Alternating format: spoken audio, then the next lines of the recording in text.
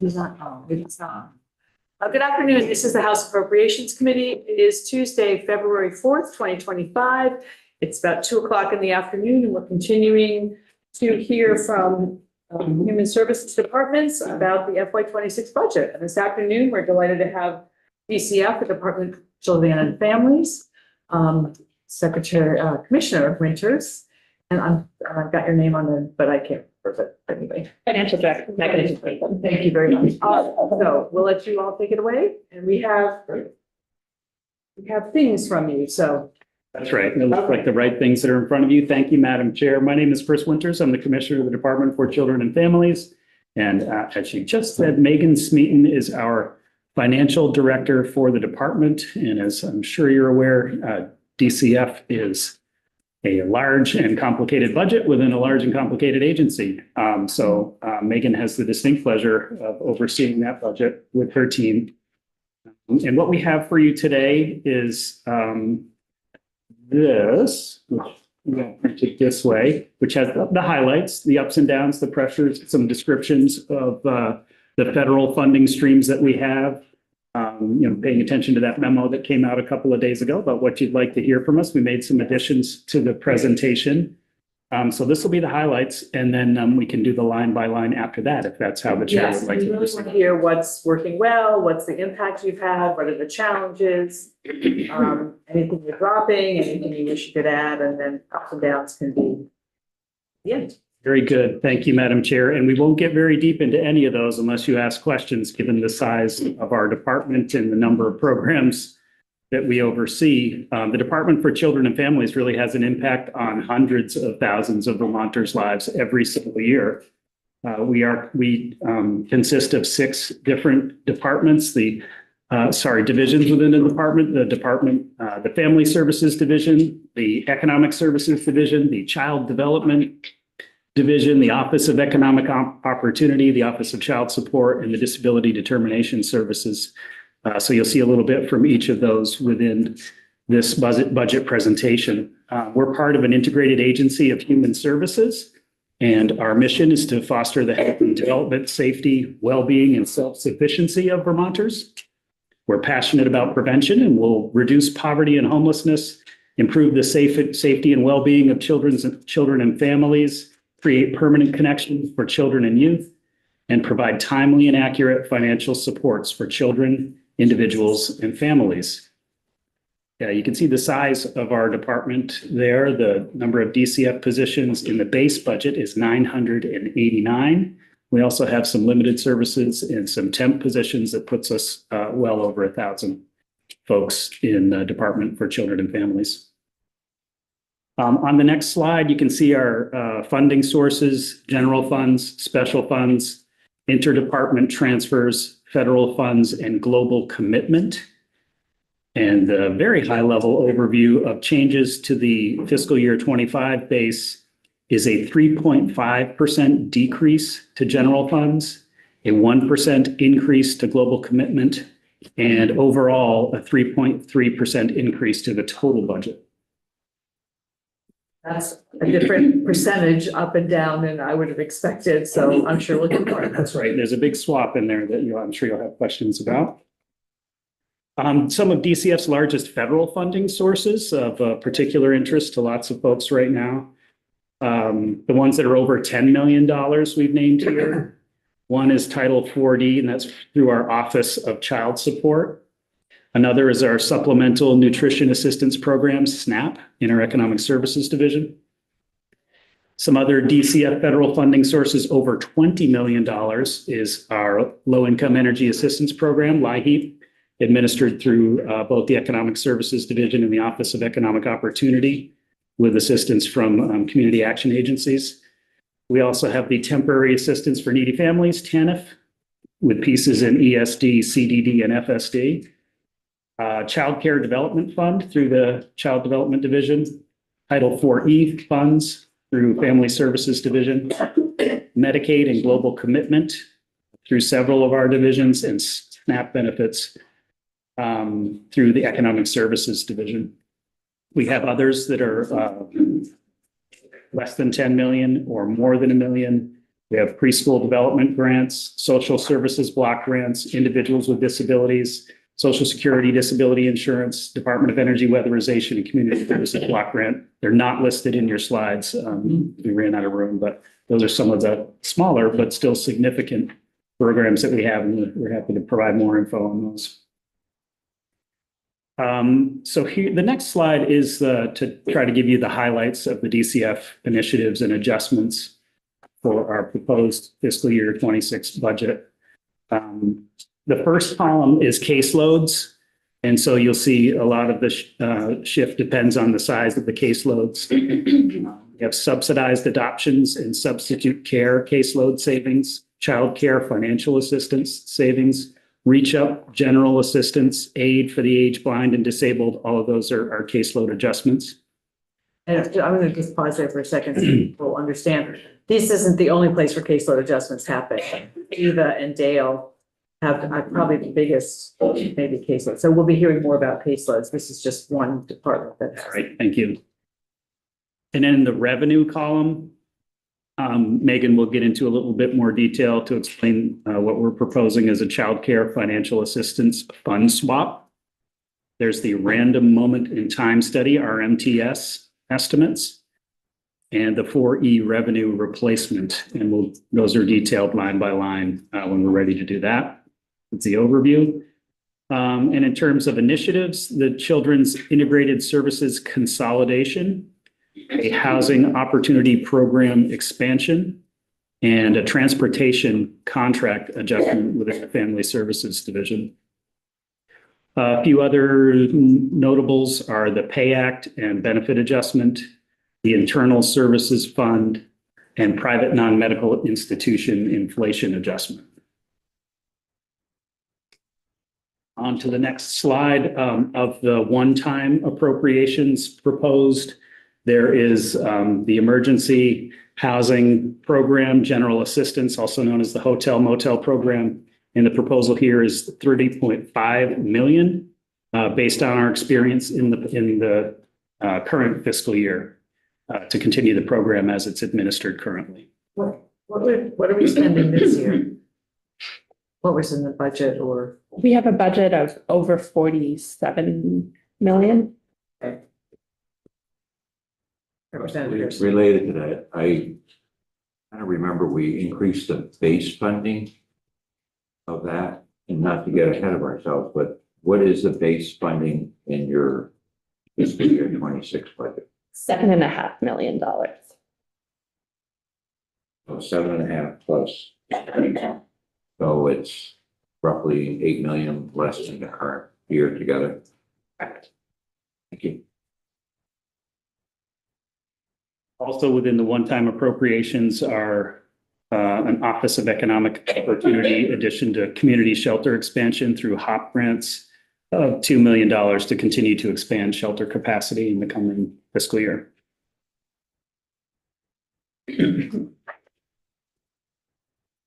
Jacoboni? And that $2 million, that's one-time money? Yes. And did you say expand services or sustain what we have? Expand, there's an additional 3.3 million that you'll see later on, which is to sustain shelter capacity that's been expanded over the last year. Could you just see what in your mind this would look like?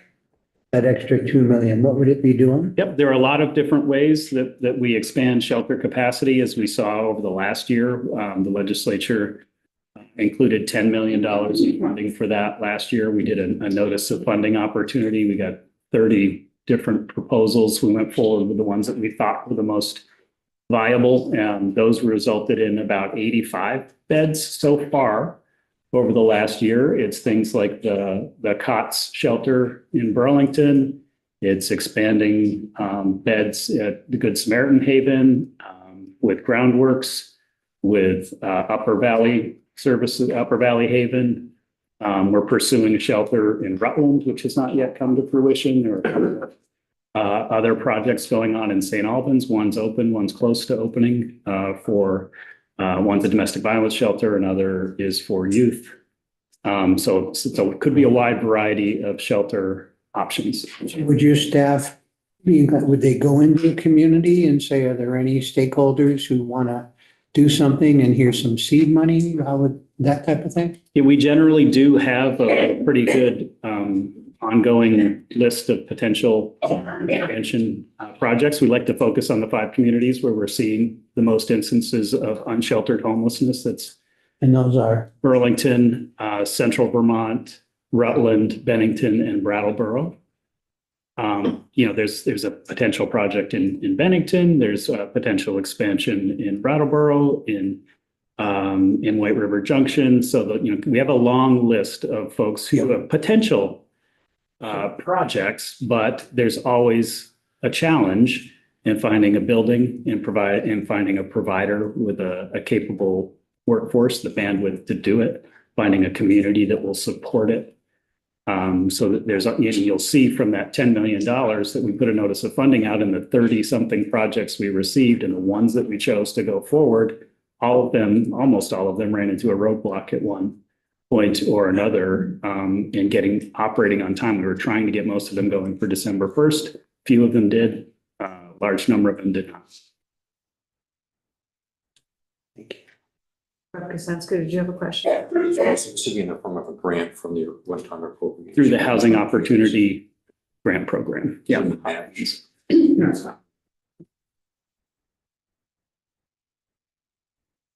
Of course. So I just want to make sure that I'm understanding. Does this represent, and this 2 million represent 20% of what we committed last year?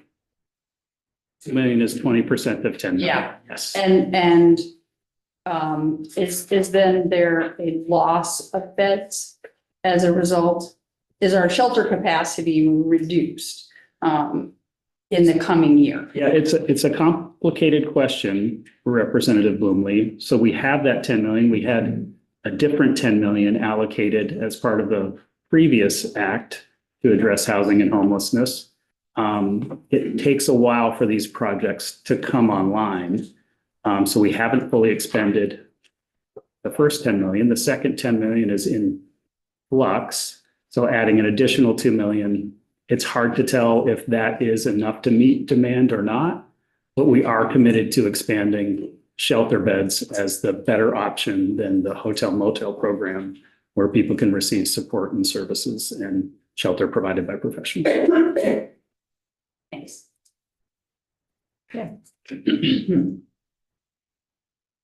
So now the specific, each of the funds, the Administration and Economic Services Fund, you can see some of the highlights here. This portion of the budget includes our personal services and our operating expenses for the Commissioner's Office, the Business Office, and the Economic Services Division.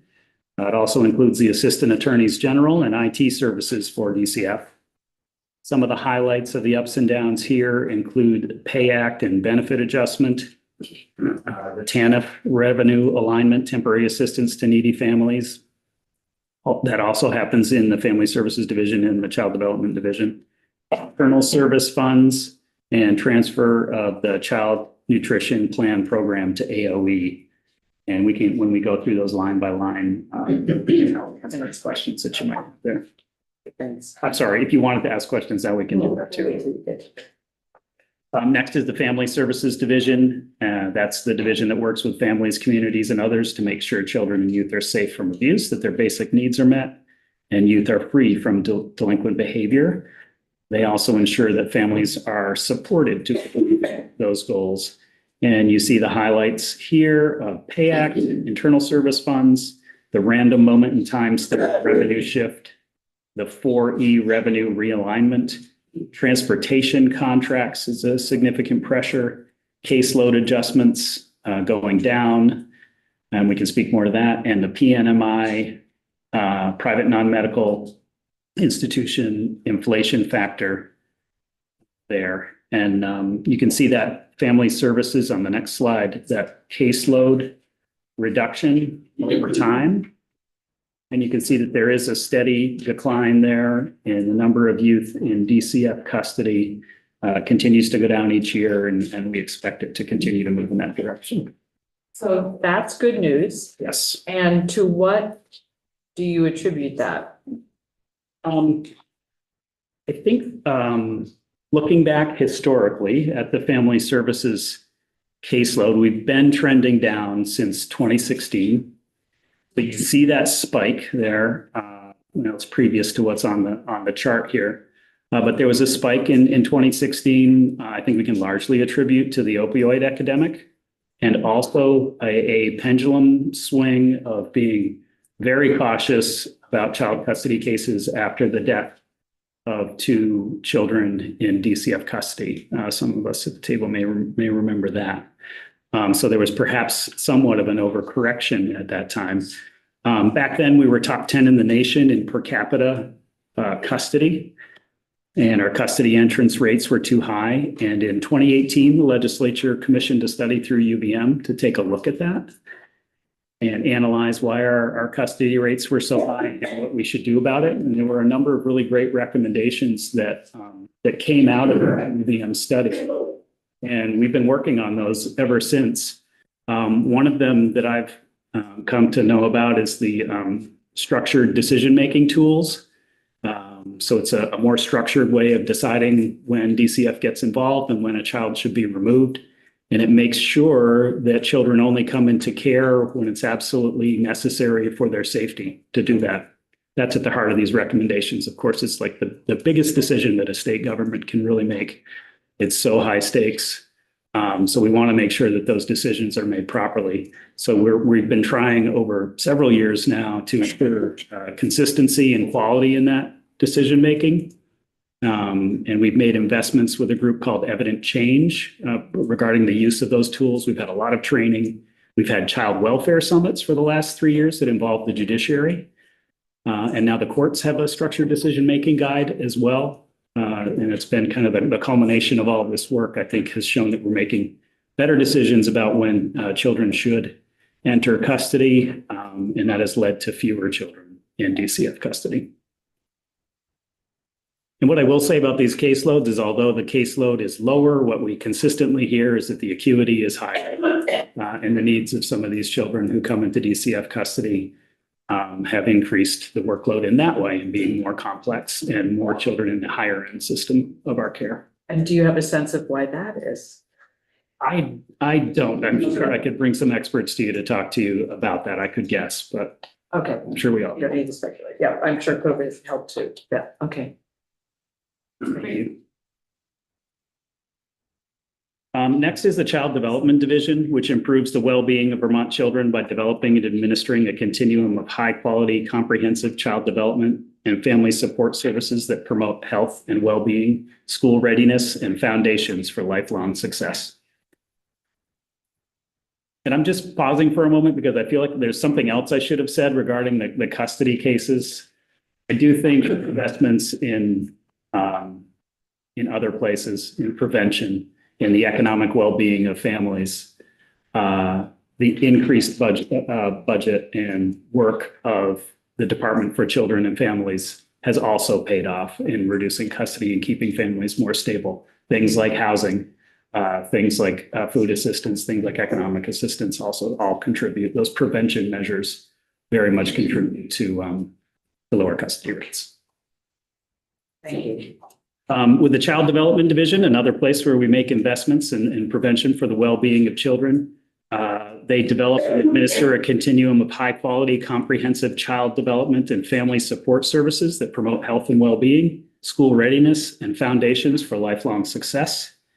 Some of the ups and downs here are the Pay Act and Benefit Adjustment, CIS, which is Children's Integrated Services, Consolidation, Caseload Adjustment, CCFAP, Child Care Financial Assistance Program, Caseload Savings, and CCFAP Revenue Shift is a big one that I'm sure we'll want to. Yes, we'll discuss that when we get there. Yes. And just to see a little bit of what's the end result of the investments in child care financial assistance. A little bit hard to see. It's small numbers on the chart, but you can see the number of children enrolled in child care financial assistance through the years is steadily climbing. And on the next slide. And that's just 1 year, actually. 1 year. Thank Yeah, you. so it shows the. So we went from 7,400 to 10,000 ones. In one. And this is, childcare assistance, yeah, the financial, so. Those are the number of kids were children. now able to go and maybe get vouchers for childcare. Number of vouchers that we were, number of children with vouchers in our system over the course of 2024. So that's it. Yes. Over the year, it was previously about 7,000 children a month, up to over 10,000. And the largest increase there, as I understand it, is in the number of infants, up from 969 to almost 1,800. Can you explain a little bit more about the Children Integrated Services caseload adjustment? What's happened with that? Yes, so we had previously, DMH was administering a multi-age program, providing similar services in 2 regions of Vermont. And then in all the other regions, CDD was administering the early childhood component of it, and DMH was administering the older ages. Which it just isn't a super efficient way to manage a program. So we are consolidating early education with CDD across the entire state. So DMH is transferring the funding that they had for those age groups in their 2 regions, Addison County, Franklin, and Grand Isle, to DCF to be incorporated into our Children's Integrated Service program. And then on top of that, we have a change in the way that the program is funded. And so we are reimbursing our providers for both Medicaid eligible and non-Medicaid eligible youth. So there's a caseload adjustment to account for the non-Medicaid eligible youth that DMH did not reimburse for. And the other chart that you'll see in your packet is about licensed capacity of regulated childcare programs. And you can see there had been a steady decline since 2018, slight bump up in 2022, and then decline again. And now you can see that is back on an upward slope. So these are openings, These are new childcare programs. Providers. the providers, it's not. Yes, not- yes. Not slots. Childcare programs. Okay, so we're saying we've got 33,403 actual childcare programs across the state. That's correct. And this was on the downslope. It's finally, there are more opening than closing, and it hasn't been that way for a while. I'm going to pause here because I've now figured out how to tell when our representative who's online has his hand up. And Rep. LaRouche, I think you have your hand up. Yes, thanks. So can you tell me what's the churn rate? Thank you, Representative. I don't know the answer off the top of my head, but I can have Deputy Commissioner Janet Laughlin get that number to you or to the committee. Do you have any just rough idea? I know in the past it's been 50%. Yeah, no, I'm not sure, sir. What I do know is that for the first time in a long time, as has been reported to me, we have more open than close. Thank you. But we'll get you those numbers. Thank you. The next slide is the Office of Child Support. Our Office of Child Support improves children's economic security by establishing, enforcing, and modifying support orders for children who do not live with both parents. They collect, record, and distribute child support payments through the Office of Child Support Registry. Not a whole lot going on with this budget year over year, so Pay Act adjustments and Internal Service Fund. Internal Service Fund adjustments. Thank you. Next is the Aid to the Aged, Blind, and Disabled. It's a program that provides financial supplement to recipients of federal SSI who are over 65, disabled, or blind, and do not have sufficient income to provide a reasonable subsistence needed for their well-being, as defined in Title 33. It also funds the Essential Person Program by providing cash assistance to household members whose care is essential to an aged or disabled person in the home. And we see the adjustments here are for an administrative cost increase that comes from the feds and also caseload adjustments. And you can see the caseloads on the next page. Caseload 7. We continue to see those go down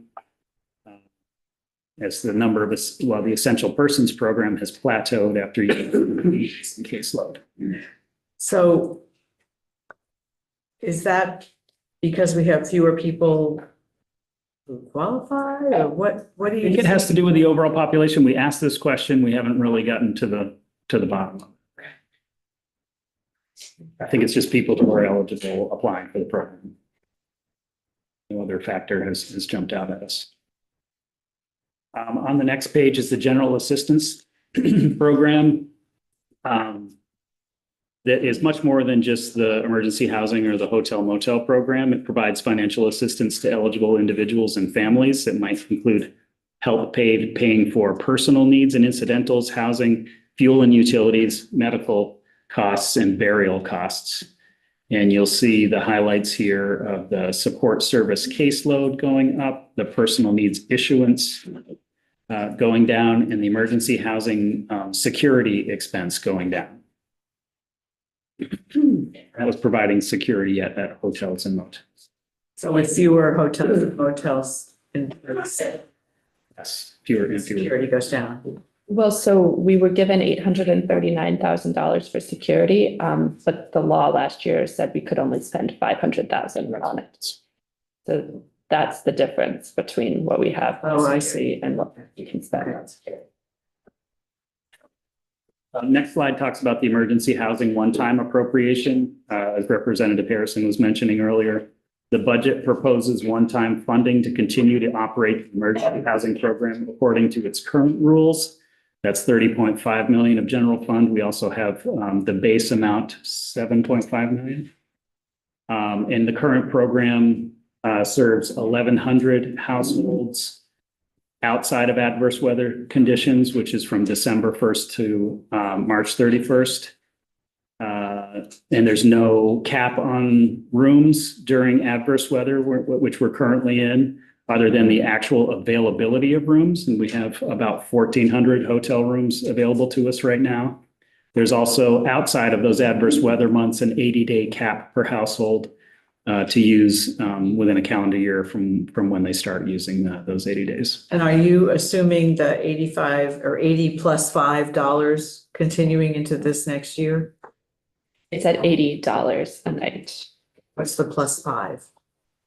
There was the assumption that if we wanted to contract with hotels for rooms, there might be a need to go above that, Okay.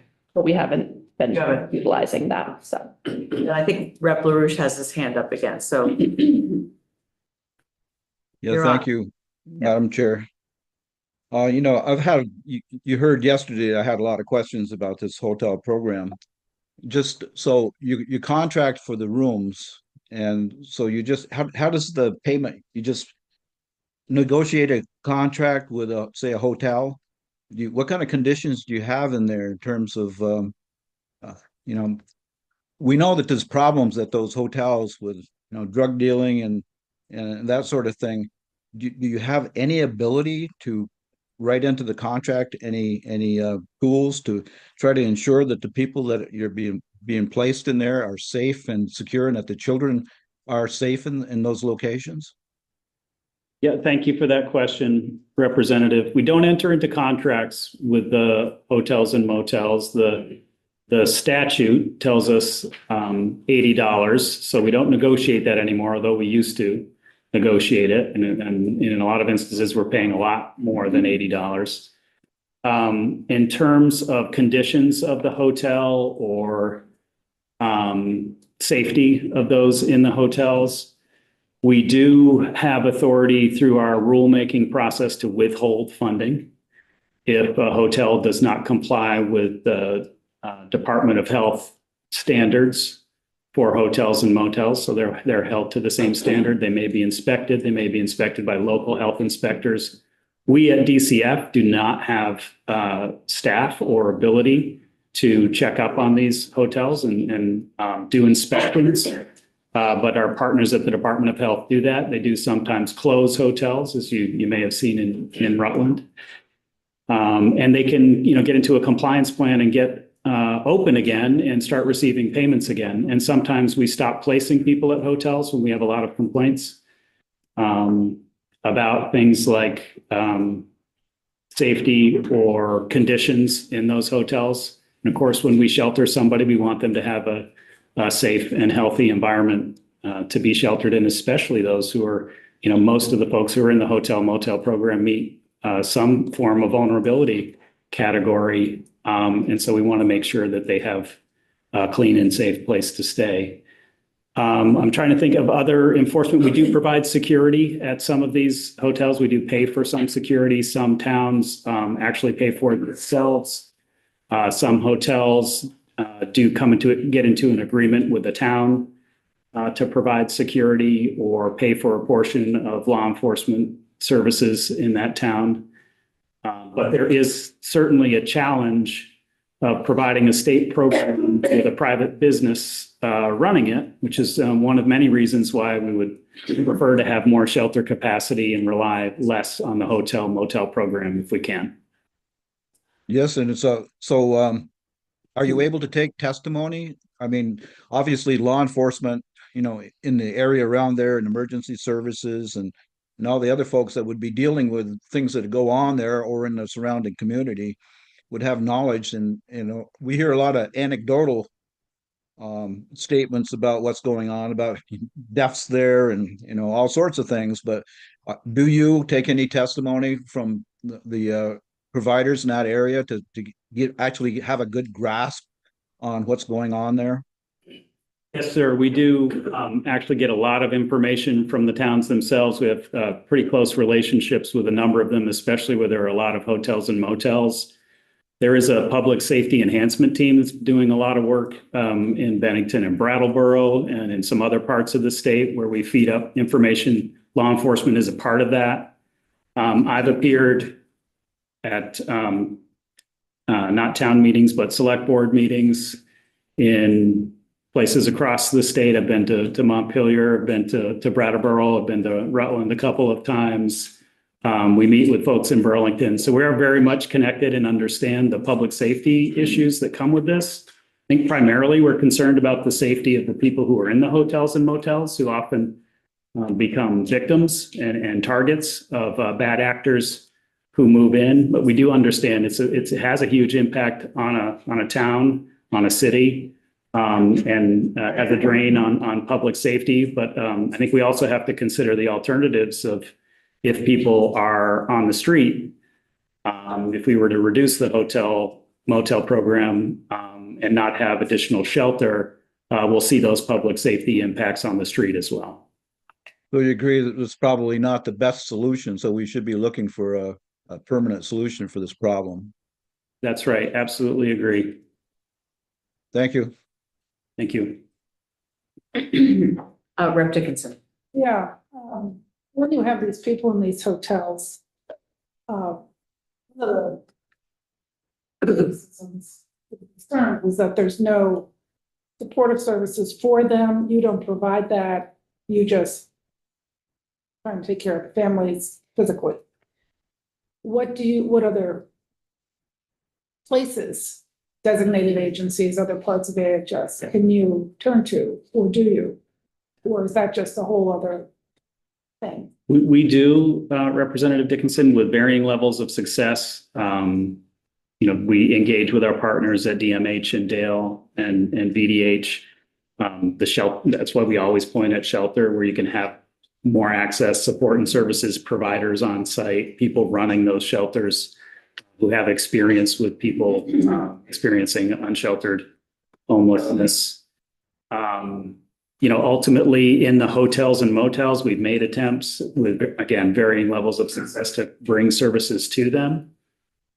We've seen with the recent Waterbury and Williston shelters that we stood up, where we have rotating state staff come through, offering housing navigation services, employment services, counseling, healthcare, all the things that someone might need. That's the most successful model, and that's harder to achieve in a hotel environment where they might not have space, where the providers might not feel safe coming into the hotel space. So there are lots of community providers across the state. It's kind of a patchwork of nonprofits who provide lots of very valuable services. Some of them go into hotels, some of them do not. Some of them work very well together, some of them do not. So I think it depends on the region of the state and the strength of your providers, whether people are getting those support services. They are required to engage with coordinated entry if they're in the GA program. So that's some assistance with housing navigation gets you on a list, potentially gets you more permanent housing. And just to, state the obvious, the root cause of all this is a lack of affordable housing, and people would move out of GA programs to more stable housing situations if we had more housing available. So part of this, the fact that you're actually working with private owners of the hotels as opposed to when you got them in Waterbury or the other places, those are state.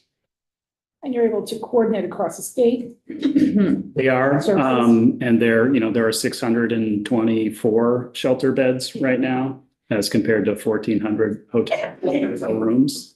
So the GA program was always designed to be the safety net to catch the overflow from the shelters. And it just has, since really grown. You can see it on the next slide. In fact, it kind of, Before we get to there. puts you in, it puts in perspective how much we used to spend on the GA safety net as opposed to where we are now with it. And it's just really grown, and we still have completely full shelter beds and a need to use hotels, but it's not our preference. Ricky. Thanks. First, I just wanted to share a little bit about what's happening in Wyndham County as we're trying to help our fellow Vermonters. We do have private or nonprofits, it's Groundworks. Do have economic services. Sue Graff's doing a great job, doing this great big thing down there. And as our fellow Vermonters are struggling to get out of these situations, that coordination is happening as I see it. And, as one Vermonter to another, we're trying to work to see how we can help people out of the situation, sometimes situation of poverty, the peace that we have, generational poverty. But I think we're hoping to see that all Vermonters get those opportunities to help lift themselves out of those situations. So I appreciate our partners working along with the state, and hopefully we can continue that and eliminate those the bottom line problems. That number one, as you noticed, was that lack of housing for people. We're going to keep pushing on that. Yeah. Thank you, Rep. Murwicki. Been to Brattleboro many times. We have, I think our deputy secretary has a regular meeting with John Potter. Yeah. Sue Graff is wonderful. Our eyes and ears on the ground. Had one of those a couple of those public safety enhancement team meetings. Hardy is there, and some of the other public safety folks. Monthly meeting that happens among Yep. government agencies, city, private, nonprofits. And That's right. It's a concerted effort to continue to try and help our fellow Vermonters. Thank you. I think Rep. LaRouche has a question again. Is that a new hand, Wayne? Yeah, it's a new hand. Okay. I'm just looking at those emergency houses and costs over time. Couldn't we have bought that hotel for that much money? It's a great question. If we could foresee what was coming. I think we did the right thing at the time, in that we were in the middle of COVID, and we did not want to put vulnerable people in congregate shelters in opening up the hotel motel system. And then a number of other factors started to come into play in terms of a lack of affordable housing. We did have the federal money at the time as this grew. So we weren't feeling it as much in our state budget. That federal money has since dried up, which you can see on the next slide. But just to pause on that previous slide, looking at the amount that we were spending on the GA program up until fiscal year 2020, and how it has really climbed and exploded in 2023 and has come back down some. We have to, and to the next slide, please, Megan, knowing that the federal funds are no longer available to us, grapple with how this impacts the state budget and other programs and other services. Rep. Iacoboni. Can you just clarify again, in next year's budget, how much new money will be going into shelters? I know there's the one time, of 2 million. Is there any other operating funds money in anew? Not new money on top of the 2 million. I'm sorry, the 3.3 is a growth in the base budget of the Housing Opportunity Grant Program to sustain what we've built over the last year in new shelter beds, around 85. And then there are other things in the pipeline. It's a very complicated question to answer. Several projects in the pipeline on at different times. If I add that 3.2 and the 2, little over 5 million, some is sustaining and So some is going to new. the 2 is one time, the 3.3 goes into the base budget of HOP grants. And the HOP grants, Housing Opportunity Program grants, have also grown a lot over these last few years. I think we're up somewhere around $30 million in HOP grants with the addition of this 3.3 million. Am I missing something? It would seem in order to bend the curve on the hotel motel utilization, a model that people don't really love because it's a room most of the time. Right. It would seem to take a fairly robust investment on the other side of the ledger, the shelter side, in order to have quality available living conditions and the support services that are necessary to help people. And I worry if 2 million is enough at one time. Shelters are certainly important and we need to invest in them. But ultimately what we need is more housing. And so you'll hear a lot of folks in this building over the next few months talk about investments in housing. You'll see from the 10 million last year, what we're building, like it's not a quick fix to throw up shelters. If you want to put one up immediately and make it big, you're probably going to have to use out-of-state contractors. That's very expensive. To build, Jimmy. Not to build, but just to run the shelters because we don't have the workforce to. Just one more if I may. Providers. Go ahead, go ahead. Try to be quick. It's okay.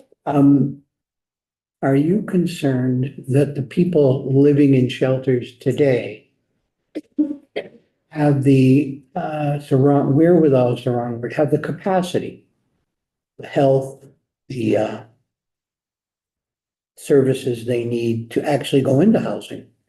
There's a reason they're in the motel. A lot of them are disabled, domestic violence, older Vermonters, lots of children.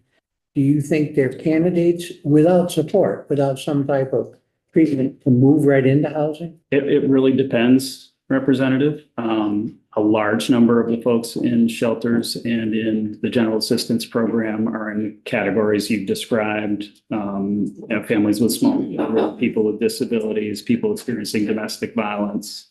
They may have any number of medical issues, potentially substance use issues, but a lot of people are just can't find an affordable space as well. So it depends on the individual. They might be holding down a couple of jobs and still have to be in a hotel program. So it really depends on the individual. But to your point, supported housing is the model that we would pursue for a lot of those people who need the assistance. They need a voucher, they need a space, and they need support and services in order to succeed and get them stable and have permanency in their housing so they don't fall back into homelessness. Thank you. Rep. Bingley has a question and then Rep. Harrison. Yes, I'm wondering, well, you probably can't answer this question. It's really Dale that probably would need to answer this question, but if in fact supported housing is a piece of what we need, then do you know if the budget is investing in supported housing? I don't know to what extent. I think there is some money in for SASH. I'm not positive. I think you should ask the Dale folks about that. The other question I don't think anybody's a fan of the hotel motel program. The question that I have had hard time pursuing is, do you have a sense of what the costs would be if we unhoused most or many of folks who are housed in that way. In terms of emergency room costs, in terms of the cost to our communities, in terms of school costs, all of those are kind of corollary costs that never kind of make it on the ledger. And I don't know if anybody has done that calculation. But it would be helpful to know, and has DCF pursued that at all? It's a big question. What we do have is a lot of anecdotal evidence. I don't think anyone in the state has done a full study of the causes of homelessness, of the impacts of unsheltered homelessness. There are bits and pieces out there, but DCF has not done a comprehensive study of it.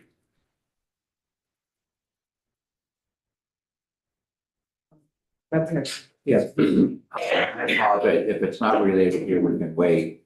But when we're talking about homelessness, the community action groups had had a pre-session brief for legislators. One of the things they asked for was 16.3 million in base funding for homelessness prevention services.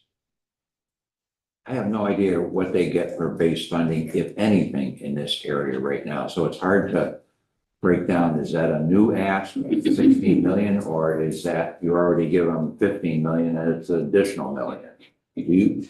Not sure, Representative Harrison, within those housing opportunity grants, some of it is just to run shelters. Some of it is prevention, a much smaller portion of it, if that's what they're talking about. But we can speak to Director Lily Sojourner of the Office of Economic Opportunity to find out. And that would be great. I mean, Or go to the source. Was that Frank Knack or was that? no, this was the, the area organizations like Brock, what's the one here? And Okay. Capstone, right. It was that group of 5 different area agencies. I'm not sure. I remember seeing that, but I'm not sure where the number came from. I'm just trying to understand, is that something we already do, or is this a $16 million new request? I'm sure we do some of it, but it's probably a request for more. We'll see if we can get to the bottom of that. Thank you. Rep Stevens? And it all depends on how you define what upstream eviction prevention is. We instituted the one time, I'm sure there'll be an ask for more from last year where we funded $4 million that got split between 3 agencies, 2.5 for actual rent reimbursement to people who were threatened to be. So I don't know where. I don't either. I don't know where what the cap agencies, how they fit into that, but that was a separate program. Question here, post-pandemic quarterly hotel motel costs. This April to June 2024 prediction is based on the cold weather exemption ending the return of the 80-day max.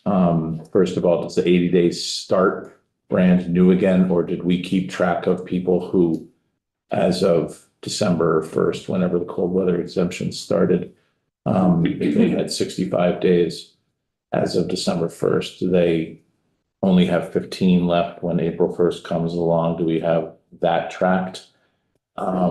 Yes, we do count it starting from when they first start using their 80 days. So if Calendar year from there. if the appropriate committee asked you that, based on the 80-day reinstatement, regardless of what's in the BAA, just in terms of what exists now, like how many people will get turned out of the programs over the course of the next month or two? Do you have that? So we do know of the people who are in the GA program right now. We know how many have exhausted their 80 days already.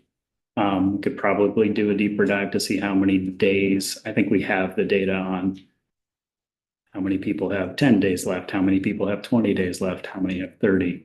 But we know about 450 households who are in GA right now who have exhausted their 80 days. So as of April 1st, would not have more days to use. And just for our purposes, how many, the 80 days is per 12 months? Or is it? Exclusive of the December 1st to March 31st, those days don't count. So it's 80 days outside of those 4 months. Right, but if I started a program and on April 1st, I have 80 days to use between April 1st and March 31st the following year, and cannot go back until April 1st of the next year if I use my 80 days. Yes. Just want to be. Unless you qualified for OC, there are 4 months there where your 80 days don't matter. Right. I'm sorry, OC, adverse weather conditions. So, and my last question on this one. So right now, it looks like April to June is estimated to cost just under $10 million That was last year. last year. That was actuals. These are actuals. Thank you for the proofreading. The forward gave me a hint. Yes. I was just looking at 202. Thanks. Yeah. But can I assume that there will be a similar looking drop off in expenses? No, never mind. That would be, it doesn't include what happened in June until now. So I'll stop there. Thank you. Yeah. Rep. Harrison? And you may not have this information, but obviously one of the ongoing concerns is cost, general fund cost, now that it's not federally supported as it was in the pandemic. If we were to look at our neighboring states to the east, which are similar climate, similar ruralness to their states, New Hampshire and Maine, they're both about twice the population of Vermont. Do we know if they have similar programs like this and whether they're spending of state dollars to fund them? I don't know the answer to that, Representative, but we can certainly get you that. I'm sure some people in the room might know that. I do know that historically Vermont has done a better job of sheltering those who are unsheltered, using the hotel motel program, using shelters, using other means than many other states have. So historically, we have sheltered more people per capita than many other states. Okay. Let me just see if there's another question. It looks like Rep. LaRouche has a question. Go Not ahead, a question, not really a question. I just looking at that chart, and when I add up the bars, we spent $250 million. Yeah, not all general fund money, but $250 million in the last 5 years for shelter. We could have bought a lot with $250 million. Just a comment. Thank you. Okay, thanks, Wayne. Okay, let's continue. Folks, the next slide is 3 Squares. It's a federal supplemental nutrition assistance program, SNAP, which we call 3 Squares here in Vermont, which provides low-income households better access to a healthy diet while supporting American agriculture. Just some of the highlights here: the summer EBT revenue adjustment, electronic benefit transaction. I'm not sure. We all know what a summer EBT. Benefit caseload, federal revenue adjustment. Next is Reach Up, which helps eligible parents gain job skills and find work and support their minor dependent children. Those services include educational and employment supports, case management services, monthly cash payments to pay for basic necessities. There's another area where we have a caseload adjustment downward. I'm going to pause you for just a sec. The SNAP, just a question on that. Given the chaos that's happening in Washington, has SNAP been one of the targeted programs that have been mentioned, or have they been one of the ones that were mentioned that they wouldn't be targeting? Do we know? Because I know there were some that there were a couple praise, but that they then there were named certain ones that they said no, and specifically. I know we have no idea, but I think they said that direct benefits to people were not involved in the Okay. memo, but okay. We've also had You're right. multiple changes in position, so we're still kind of. I recognize that. I'm just Very trying to close. remember where it was as of the various swings last week. But it sounds like so far this has not been one of the ones that has been targeted. Yes, and the SNAP benefits shown here, the 51 million, that's just the portion that flows through DCF as part of our cash out program. There's, hundreds of millions more that go out direct to Vermonters that don't flow through DCF. Right. Yes, thank you. Okay. And on the reach up slide as well, we have some caseload adjustments. You can see on the next slide, the average monthly caseload for reach up and the pilot project for reach ahead. Next is the LIHEAP program, Low Income Heating and Energy Assistance Program. It's our fuel assistance program with two components to it. There's the seasonal fuel assistance operated by the Economic Services Division and the crisis fuel assistance operated by the state's 5 community action agencies. And no big highlights here, no adjustments.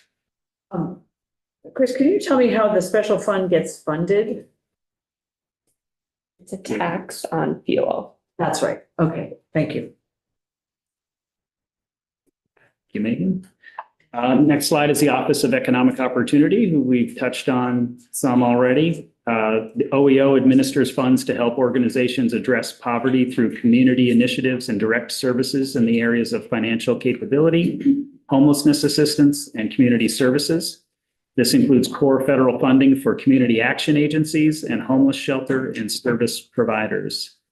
And the summary here is the Pay Act and benefit adjustments, internal service fund adjustments, adjustments to fund shelter expansion position, which is just moving some things around internally, net neutral. And this is where we see the Housing Opportunity Program expansion that's adding to the base by 3.35 million to support this year's expansion of shelter beds. Thanks for updating. Yeah, can I just go back to LIHEAP for a minute? When you say the special fund that functions for LIHEAP as a tax on fuel, that's heating fuel, not gasoline, It's fuel oil. fuel oil.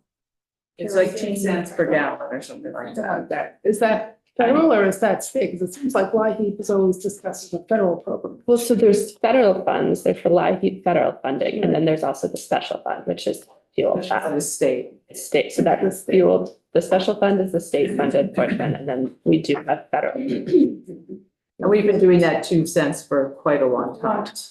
Quite a Well, long time. that's like a 90-10 match type. Looks like this. Not 99-1. It's not a match so much as it's additional, a supplementation.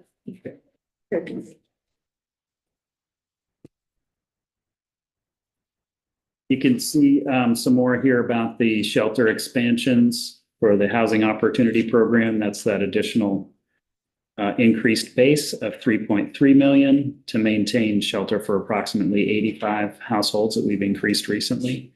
And also that one time we're talking about to continue to build shelter capacity of $2 million. So how do you get to 85 households? So 3.3 is hot, that's the supportive services. And so there's certain amount of Staff and keeping them running and keeping them open. so that's what it takes to support 85 households. Yes, 85 households year round. Okay. Thank you. OEO weatherization, which is a great program within the Office of Economic Opportunity. They reduce energy costs for low-income families by improving energy efficiency and comfort of their homes while ensuring their health and safety. The Home Weatherization Assistance Program Fund provides state funding for weatherization through a fuel tax on all non-transportation fuels sold in the state. And very little by way of adjustments there. And the next slide, you can see the household impacts. Numbers keep climbing there, the number of households weatherized through our community action agencies. These are the number that have been weatherized. Yes. there was significant one-time federal funds available through the ARPA program starting in 2021. Representative Stevens has a question. Yeah, for the committee, did we not revert some money from the other station because in the BAA?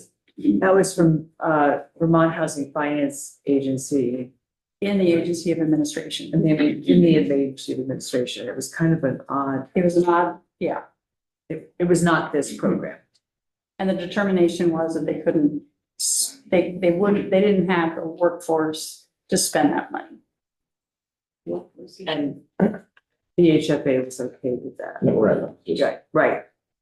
It's the weatherization. I think this has been the program that we've been able to fund if Yeah. they use their funding. Just patterns, yeah, Yeah. do a lot of damage on my head this hour. Thank you for clarification. The next slide is a separate fund for our secure residential treatment facility. Again, very little adjustments here, but this is the fund that we use to help support our high-end system of care, secure staffings. We now have the Red Clover program up and running in Middlesex. Some children are out of state, and we also have a couple of other residential treatment programs where some of this money goes. So this is multiple locations. Yes. Primarily now Red Clover with its 4-bed capacity. Is that where the old Middlesex post Irene spot was? Okay. That's correct. And that's the temporary facility as we work on the Green Mountain Youth Campus, hopefully in Virgins and in. Right. Okay. Last two slides about their disability determination services. They provide applicants with accurate medical eligibility decisions as quickly as possible. They follow the Social Security federal statutes, regulations, and policy with consideration of each applicant's situation and respect and concern for the individual's well-being and legal rights. So nothing to adjust here, but just to point out some of the outcomes that we have there. We're very proud of their case processing time, which is nation leading, and their decisional accuracy, which is also very good nationally. That's the overview. Only took us an hour. That's the important stuff. That's good. Thank you. What's the underview? So now we have the. At this point, I would like to turn it over to Megan to walk through the line by line. And we start with what B number? 316 is the first one. So, Yeah, let us find our spot. yeah, We have everybody's here, so. It looks like it's on page 17 of the deep thing we just got. B 316. Oh, and they have it. That's right. We have multiple ways to look at them. So just to give you like high level about the documents that were provided. There's a narrative that provides explanations for every line on the ups, downs. It has the B sections on it this time. And it is color coded so that you know when you're switching appropriations. I will say that there are a lot of items on here that are repetitive. So like the salary, the fringe, ISF. So we can skip over those. Absolutely. Okay. If you have any questions, I'm happy to answer them. There's also a lot of items on here that were from BAA. So I don't know if you would like to rediscuss those or skip over those as well. If nothing has You changed. can just point them out to, but So starting on the first appropriation, which is our administration and support services appropriation, they're all just the moving parts of ISF and salaries until you get to operating for new OEO positions. You'll see that we're adding $2,484 of general fund with a federal match. This is to support our IT purchases for our 3 new OEO positions. All IT purchases live in our administrative support services appropriation. And then the only other item on here is the transfer of the child nutrition plan, which was a BAA a BAA item as well. If I may, Yes. just to be clear, you're adding 3 positions? So the 3 positions they're not new positions, they're transferred positions to OEO from other places in the agency and department, but they are in the Office of Economic Opportunity And they need IT support? and they need IT support. That's So what this costs. that's what this cost is. Thank you. Let's continue. The next appropriation is our family services appropriation. Here again, salary and the ISFs. We have several technical corrections, the Defender General Agreement and the Balance and Restorative Justice, those are from CIA. Just aligning the funds with where they're going to be spent. We have the random moment time study. Again, this was a BAA item. It's aligning our revenue with how it's being earned. We have our TANF revenue realignment, again, another BAA item. And then the revenue realignment with AHS, again, another BAA item. So nothing new in the personal services section. Operating is only the ISFs. And then if we move to grant, again, we have the opposite sides of the technical corrections to the Defender General and the youth homelessness lines. We have the 4E revenue replacement. Again, that's a BAA item. So the first new item is the 4E federal medical assistance percentage, or the NAP, as we call it. So there's been an Where are we on this one? Sorry, these lines aren't numbered, so it's hard to find yeah, what we're talking about. we're at the one that's it's $348,000 down to general fund and a $348,000 up to federal dollars. Are we in 317 still, or are we? Yes, we're still in 317. So if you go to the grant section of 317. Oh, I see. It's at the very top of the page of our page. So our 4E federal medical assistance percentage, or FMAP, that is, so there's an increase this year in the federal portion of the costs that are 4E eligible, which means that we need less general fund for the same costs. So this is simply replacing the general fund with federal fund to align with the new FMAP rates. The next line is the contract increase for the transportation pressures. This is a BAA line item as well, but I would flag that it is higher in the 26 budget than it was in BAA because we were able to carry forward some of our surplus at closeout in the Department for Children and Families to address this need in 25. We don't have that money available to us in 26, so the need is higher in 26. And this, and if I may, Go ahead. and this just reflects a challenge to find somebody you can contract out with, give them price. Not a lot of people that do it. There's not that many people that are interested in providing transportation contracts to us. It's really necessary for us to have those contracts. They allow us to transport children to many different needs, including to school, to medical appointments, to parental visitation. And we don't have a lot of options. Thank you.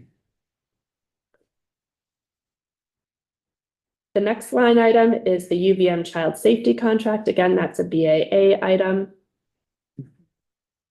There's the post-permanency lines. There's 3 lines there.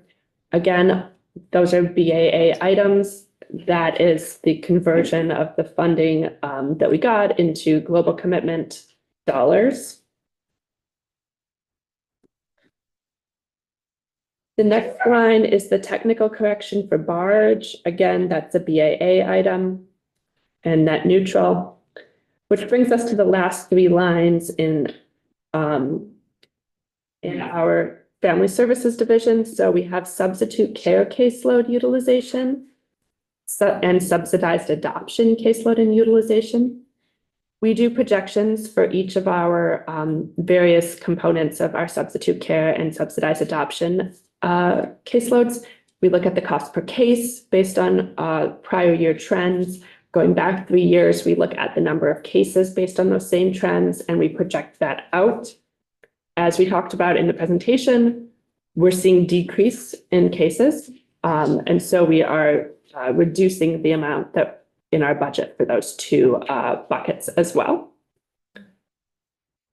The final line in family services is the private non-medical institution, or PNMI, inflation factor. There's funding to provide rate adjustments to the PNMI's providers to align with our inflationary impact of service costs. So that was an adjustment that was made in the budget several years ago, and every year we now adjust our PNMI budget. Yes, just that real quick, I know it's earlier, babies on your barge. That's our balanced and restorative justice.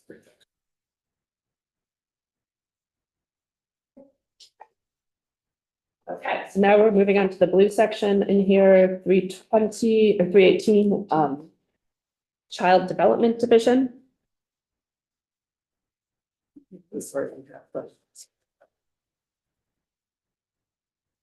So the personal services section is all just salaries. So we can skip that. Operating is all just ISS. We can skip that. So once you scroll through all of those on here, you'll see that we get to grants.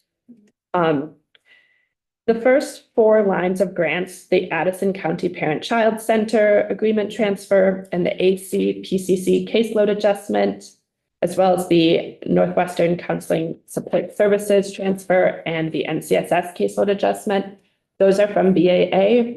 As we discussed earlier in this testimony, we are consolidating our children's integrated services with DCF. So it's just a movement of funds between different departments within AHS to see the same services. So if these are all in budget adjustment, why are they showing up here? Well, budget adjustment is a one-time, so we're building this into the base budget as well. And then there's a 5th line here because we left some of the money with DMH for half of the year. And this time around, we're transferring the full budget for 26. So there's one extra line versus the BAA. So the next one, after you get through all the CIS transfers, is the TANF revenue realignment. Again, that's just the revenue moves within DCF to fully utilize our TANF funding, which gets us to the last 2 lines in CDD. We have a $3.5 million proposed down to our child care financial assistance program. This is based on an analysis of our caseload trends, including populations and the number of certificates in each income bracket, accounting for increased growth over the rest of this fiscal year and next fiscal year. We still feel confident that we're being very conservative here and staying on the very low side of what we're projecting. And we did discuss these estimates with JFO. It's just sort of a little surprising to think that we're already assuming a caseload adjustment and we haven't even gotten into that year yet. And I do understand what you're doing. And we also recognize that this is an entitlement. So if you guess wrong, which we often do, we don't ever get the number right on the head, right? We will have funds to cover that because this is going to be part of the Human Services caseload reserve. Right, Marty? I'm mindful also that our economists also suggested it might be 18 months before we really know what's happening with this fund. So I'm hoping we can come back to this and look at what we're doing. I will just share that this is a conservative estimate and that we have had conversations with JFO around this. The next one is the one that's a little bit bigger and will require further conversation, I think. Yes, so launching into the next one. In July, the Vermont E-Board adopted the economist's projections for the child care payroll tax. And those were $19 million higher than what was built into our base budget. We're proposing that those special funds be swapped with general fund to enable the agency to fully utilize general fund to meet other needs. without impacting the total amount available to the Child Care Financial Assistance Program. Okay, so, Ricky. Hoping we can look at that again later on, because it kind of feels like we're taking money that should be encumbered from this is the payroll tax money. Yeah, and throwing it into the big pot. No, we're not throwing it into the big pot. It's instead of using general fund, we're using this childcare special fund. My question is, we already did that with this money in the budget adjustment, so I don't know how we're doing it again. I feel like we're double counting. That's one time. So that the budget adjustment just changes our in-year budget. This is to make a change to our base budget moving forward. That's going to require further conversation, I'm sure. But you're explaining the mechanics, which is what we need to hear now. Representative. So on that, how does one decide or who makes a decision about saying we're going to continue funding something on a one-time basis? We've heard plenty of that. Versus, oh, we want to move this into base, which is essentially raising the budget going out. Who makes those decisions, or how are those decisions made to say, well, I mean, there are a lot of things that we can say, oh, I would love to have that in base. Right. Well, we can do that and the administration can do it and we can agree with it. So Right, that's a conversation to have to say, geez, this part of government has been here for 5 years. They've asked for, like the Truth and Reconciliation Commission is never going to be based because it's short term. That's right. But That's another another piece of an agency will say, well, why should we have to keep asking? Not, for one time. Exactly. So it's usually a conversation around just the way you've described it. Is this going to be an ongoing thing? Do we want it to be an ongoing thing? And do we want to keep funding it in base, knowing that we're going to have ongoing increases because those things don't decrease. So that is the conversation. So in the case of that you just brought up, where the caseload, we're making adjustments to the caseload reserve based on the one-time, essentially based on the one-time. We did this with one-time money today, for yesterday. Right, in the budget adjustment, we did a one-time thing because as that was said in here, the revenue adjustment, it came in higher with the emergency board, our consensus revenue forecast came in higher. So we said we can use some of that money, but I feel like we're using it again here. Well, I And it guess my sounds like question, they're permanently changing it. that's so then we move the question over to you, Yeah. which is to say, we just assumed that we passed a budget last year that was X amount. We found out by now that X amount was short, 48, let's say $50 million. And now this is so we used one-time money to take care of that because it's an entitlement program. Are you now upping what's considered the base amount from what we did last year plus the 50 million, just so that you avoid coming back at maybe avoid coming back at BAA next year? Or is there an expectation that the amount of services are going to increase that much for all the years going out? Does that make sense? Is that the right question? So I think we aren't upping the budget. We're increasing the special fund, which is funded via the childcare payroll tax based on the consensus revenue forecast that said that the revenue collected was projected to be $19 million higher than what we built into our budget. However, the program isn't changing. And so that means that given that we have projected by the economists $19 million more in 26, not 25, we're looking at the 26 projections from the economists, then that means either we have 19 million extra dollars in the program, or we swap it with the general fund, and then the general fund can be used elsewhere. So that is what we're proposing, that it's a swap. The total budget for the program remains the same to provide the same services, just the composition changes. Okay, well, I'm gonna leave it there because that just Well, opened up like 4 questions. Yeah, we'll have Emily also talk to us about it from JFO. We'll we will continue to have this conversation. We're just starting right now. I have Rep. Dickinson, Rep. Bloomley, and Rep. LaRoche. Okay. I guess the question I have, and I don't know if this involves, well, it might involve you because you set the original budget up for whatever's going to start July 1.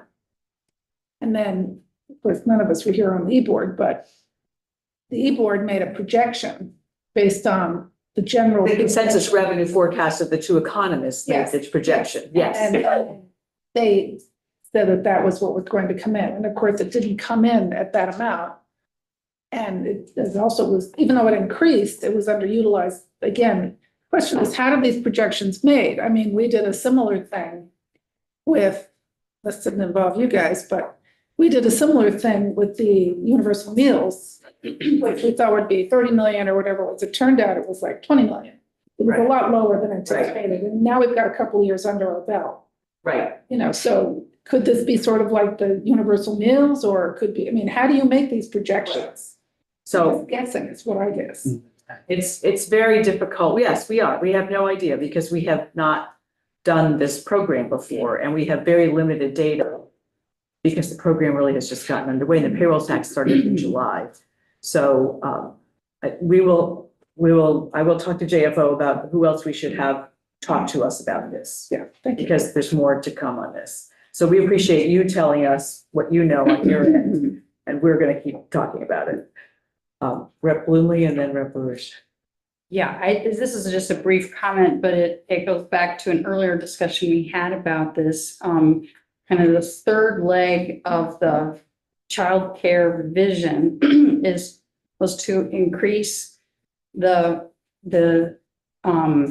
viability of the jobs in childcare because they pay so little and there are very rarely benefits that are paid to folks. And if in fact we're serious about childcare, we really would need to make sure that we're not just expanding the number of slots and expanding access through the subsidies, but also making this a viable career. So I think that is a piece of the work that hasn't really been addressed by the work that's been done thus far, because it's too new. So I think that having some more discussion about this will be important. Right. Okay, thank you. And Rep. LaRoche? Go on. There you go. Yep. Okay. I got my audio. Just, rolling off on what Rep. Bloomley just said. I was on Economic Development Committee 3 years ago, and at that time we were dealing with the childcare providers. And I'd commented at that time that throwing money at a problem won't necessarily solve it, because I noted that there were some of the regulations that those childcare providers had were enough to ensure that some people just weren't going to want to do it. And, I note that we have now a tax put in place to raise money, and we're maybe not going to spend all of that money. And I think my original observation may remain true. And so the question is, have we identified the bottleneck in the system, what it is? Is it more salaries for the people involved? Is it more money, or are there other things that are holding down our ability to get childcare providers on that? But I do have a question. Do you have any idea of what the total number of quote unquote clients, how many children are getting benefit from all the services that you do? We got 85,000 kids in school. How many do you think get your services? Are you talking about childcare, Wayne, or all their services? Everything in your whole budget. Out of your whole budget, how many people are benefiting from that on an annual basis? Representative LaRoche, I started off with saying hundreds of thousands of Vermonters benefit from our services in one way or another. With the number of children, that'd be pretty hard to tell. We could count how many children are receiving childcare subsidies. We could count how many children are in DCF custody. We could count how many children are getting child support or benefit from disability determination, or are on some form of economic benefit, fuel assistance, shelter, hotel program, goes on and on. So it's a pretty significant number. Probably not more than 80,000. I don't know the answer to that. Okay, I was just trying to do a little dividing. If it was 80,000 with a $230 million budget, that's $23,000 a child. So I'm just trying to put things into perspective so I can wrap my mind around this. Thanks. Sure. Okay, let's continue.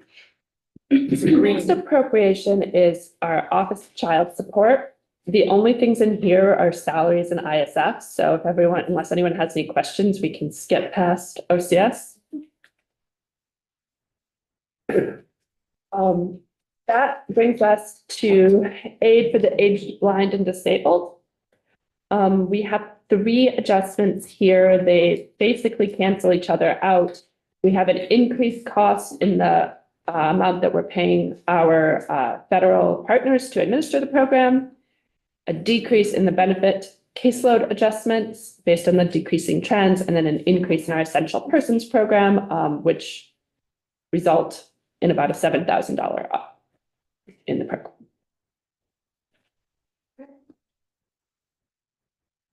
So the next one is our general assistance.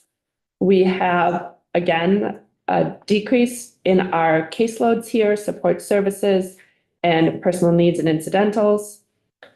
Support services provides the medical one-off treatment costs for physician visits, dental, burials, things like that.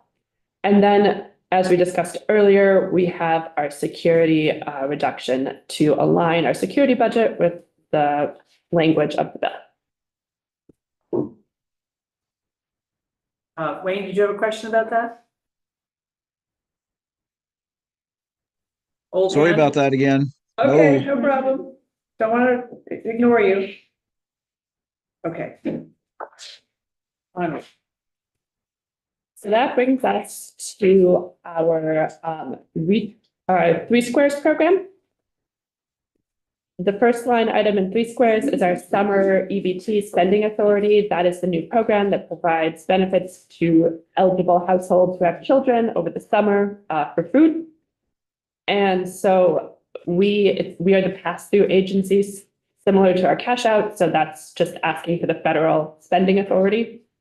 And then there's the BAA item to align with our 3 Squared caseload pressures.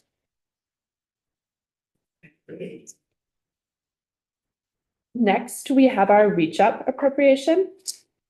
Here we have a caseload adjustment. Is it purple at the top? Is that what it is? 323. RUP. Yes. Okay. So we have a consultant that we utilize who has expertise in projecting the caseloads, and then we apply the prior year cost per case trends. For our reach up and reach ahead programs, we are seeing increasing cost per case over time, but that is being offset by dropping caseloads for our reach up program, which has resulted in $697,000 of savings in our caseload costs projections. So I do have a question on that. The people who are no longer, so you have a fewer people, I get maybe more complex issues, but fewer people, is that because people are getting off of reach up and successfully and moving on to other things? Is that why it's lower? Would want to double check with our deputy commissioner on that. Yeah, I wouldn't venture a guess on that one either, but we can get back to you. Okay, yeah, that would be good to know. Thank you.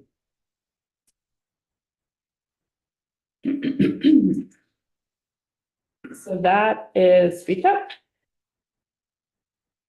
Our next appropriation is LIHEAP, but we have no changes to the LIHEAP budget, so you won't find that on the narrative. Which brings us to the Office of Economic Opportunity, Section B325. It's pink. So the salaries, it's all just salary adjustments under personal services, and then the $100,000 net neutral shift that we talked about in BAA. Operating is all ISF changes until you get to the operating for the new positions. We have operating costs associated with new positions. This is everything from like a desk to office space, phones, those types of costs. And then we get to grants. The first line is the shelter expansion funding transfer for the position, the limited service position that we are funding up above. And then there's the transfer of the youth homeless shelter funding from FSD into OEO to be administered via the HOP program. And then the last line is the housing opportunity program expansion of the 3.3 million to provide funding to increase the number of households served in shelters by 85.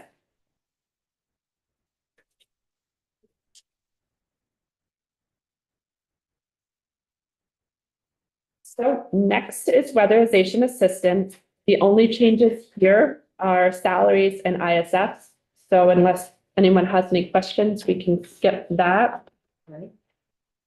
The same applies to our secure residential treatment facility appropriation and our disability determination services. So that's it as far as base change. We do have the 2 one-times that we've already talked about, the 30.5 million for emergency housing based on the current law rules, and then the 2 million of shelter capacity expansion. Those are both one time. Those are both one time.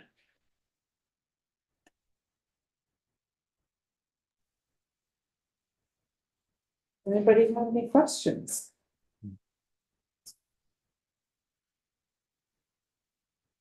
I am not seeing any. So, Just me. go ahead. Your hand was not up when I looked the last time. It just rose. Go ahead. So we have housing showing up in multiple places in the budget, and it's hard to get a grip on it. Is there any way to get it so that we can see them all adjacent to each other and how they differ? They're run by different departments. Yes, I understand that, but you know, we're giving housing assistance in multiple places. Is there any way that we could get a handle on the total understanding that they're in different places? Can we see the total somehow? put together some sort of spreadsheet for DCF. We have housing administered via multiple divisions and offices. Well, if we could get it from you guys, that would be great. It would only be. Then ACCD has the whole Department of Housing and Community Development, and I'm probably missing some other places too. VHCD, there's, yeah, so, but we could do it within this, this department. If you guys could do something like that, so we can see that, that would be great. Thank you. Thanks, Wayne. So DCF, as you can see, encompasses a lot. And Dave Yacloni has Just a little of it. some of DCF, Administration, Family Services, Aged, Blind, and Disabled, part of DCF. The housing part of DCF is TIF. Economic Services. Do you have reach up? Who has reach up? I do. You have And green weather. weatherization and OEOs. Okay. So that's all of Economic Services and the general assistance parties. So Chip and Dave are your DCF buddies here. Committee companions. What do we call them? We looked up all the choices. Chum. Committee chums. So, Lynn. I just want to ask a question. This reach out number, the caseload's gone down. Actually, several of your caseloads have gone down. Do you see this as a success? That more people are getting off of these programs and getting independent jobs, able to support themselves, whatever? I mean, it sounds like you don't really know why it's going down, but I think some people might know. I don't know. personally off the top of my head. I don't want to give you any inaccurate information, but we can certainly come back on all of these caseloads and we can tell you for family services what we think is behind it. But we can also come back on things like Reach Up and SNAP and some of the others and give you a more detailed explanation. I mean, public assistance is there and it's valuable. But I think we talk all the time about not wanting, the whole conversation about the $15 minimum wage was, we don't want to have people on public assistance when an employer can raise their wage and give them a living wage or whatever you want. Maybe that's moot now, but, it seemed to me that anytime we can celebrate someone coming off public assistance and being independent and getting a job or getting a home or getting an apartment or whatever is something to seen as a success. We certainly would like less people to have to avail themselves of that. I'm sure it's a really complicated answer and there are many reasons behind it. And need people a lot more well-versed than I to explain it to you. Thank you. Yes, it's good to celebrate success that we can. Okay, I'm not seeing any more questions, so thank you both very much. Thank you. Appreciate your hard work and look forward to seeing what happens. Appreciate you. I don't know how you do it. Your eyes, my eyes are already looking at these little spreadsheets. I see these having a hard time glasses get seeing. stronger every year. The optometrist busy with this committee. Yeah, well, spreadsheets are us. So committee, tomorrow we start at 10 with the Department of Mental Health. And then we'll have the Department of Health and Dale tomorrow afternoon. So you'll have time built in there for yourselves to meet and work on your own budget areas. I'm going to be at the VLI thing in the morning, but I'm sure it'll be done by 10. But if for some reason I'm not, Jim, you can show. Yeah. Is there anything else there? Oh, did you get, Eric sent a text about the refrigerator in room 10, so check your text. Is there anything else you need to know? Okay, we're working on public hearing for the budget. We do 2 public hearings for the budget. So we're looking at, tentatively looking at the February 13th at 1 o'clock in the afternoon and February 20th at 5. It's typically what we do is one during the day and then one at the end of the day and lasts about an hour and a half. So you can pencil those in. We have to work with the Senate because it's a joint public hearing. The budget adjustment just us, but Which days? pardon me? Which days, the 20th? The 13th at 1 o'clock in the afternoon, be here anyway, and the 20th would be like 5 to 6:30. So we can catch the after work people. So that's, just pencil that in because we'll confirm that with the Senate, but that is what we're thinking about for right now.